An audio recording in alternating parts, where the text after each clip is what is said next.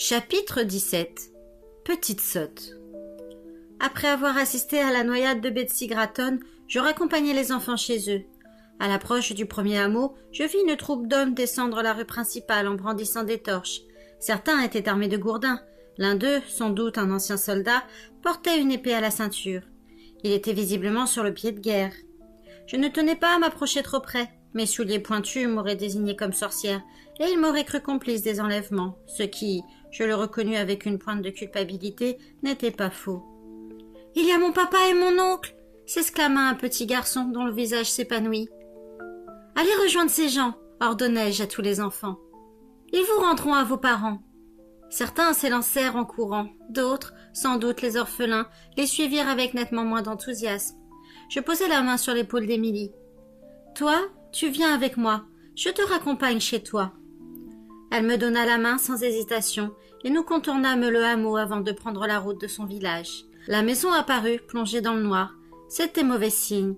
Certes, la mère de la petite avait pu rejoindre un autre groupe de parents en quête de leurs enfants, à moins qu'elle se soit réfugiée chez des amis ou dans sa famille. La porte n'était pas verrouillée. Je la poussai et montai à l'étage, Émilie sur mes talons. Nous n'échangeâmes pas un mot, mais la fillette se mit à pleurer sans bruit. Elle craignait le pire, et moi aussi. Dans la pénombre du palier, je perçus un souffle rauque et irrégulier. Quelqu'un luttait pour faire entrer un peu d'air dans ses poumons. Je sortis le bout de la chandelle que je gardais toujours dans ma poche. Par habitude, je commençai à marmonner une formule. Elle ne fut pas nécessaire. La mèche s'alluma toute seule. La mère d'Émilie, à quatre pattes, leva les yeux vers nous. Rien dans son regard ne révélait qu'elle reconnaissait sa fille. Elle voulut parler, mais n'émit qu'une sorte de charabia. Elle tenta de se relever et retomba aussitôt sur les genoux. Émilie s'accroupit auprès d'elle et lui entoura le cou de ses bras. « Maman! Oh maman, c'est moi! Émilie, dis quelque chose !»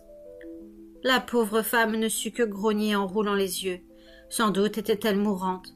Certaines sorcières prétendent qu'à la suite d'un coup violent sur la tête, le cerveau enfle au point de ne plus tenir dans la boîte crânienne et sort par les oreilles et les narines. Il se peut aussi que la malheureuse survive, tout en ayant perdu la mémoire et l'usage de la parole. Étais-je capable de la guérir? La magie noire sert à combattre des ennemis ou à les soumettre.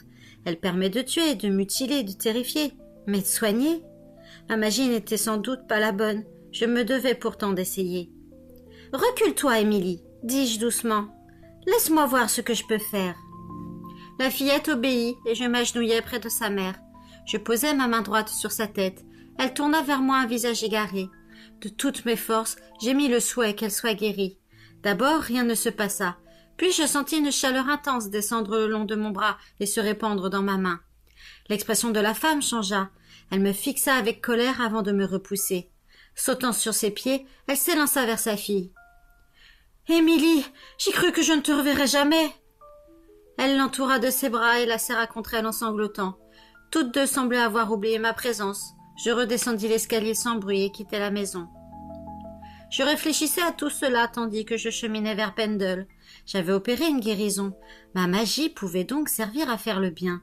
Mon avenir n'était peut-être pas si désespéré. Je marchais comme en rêve. Marcher. Non, je flottais presque. Je glissais sans effort sur la route.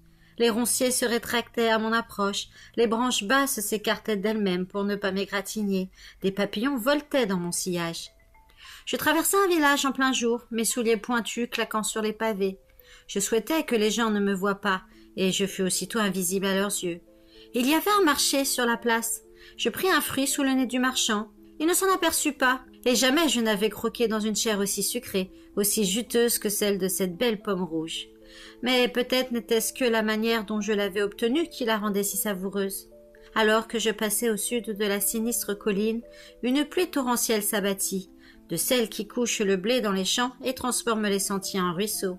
Pas une goutte ne me toucha, et mes souliers restèrent aussi secs que s'ils arpentaient une route poussiéreuse.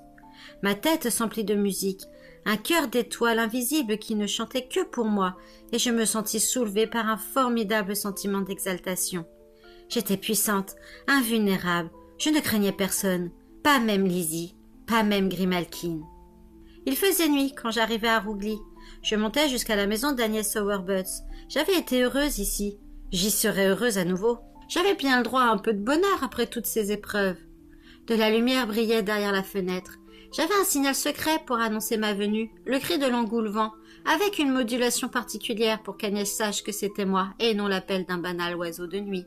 Mais cette fois, je ne m'en servis pas. Je n'eus qu'à le désirer, et elle sut que j'étais là.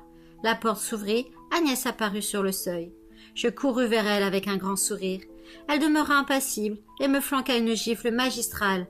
« Petite sotte !» cria-t-elle avec colère.